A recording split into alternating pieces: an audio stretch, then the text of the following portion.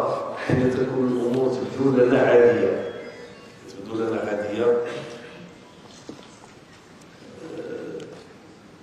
لا نشعر بالأمور في حجمها الطبيعي.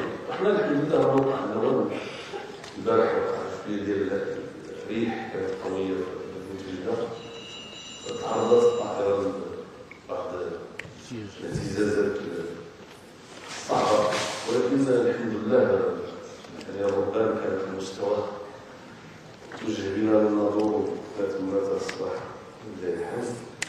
فتنشعروا بفضل ديال الله سبحانه وتعالى باللقاء ديالنا اليوم كيفاش سهل علينا جميع باش نتلاقاو. على كل حال غيكون شويه اصعب عليكم انكم تهودوا شي جنازه في الرباط.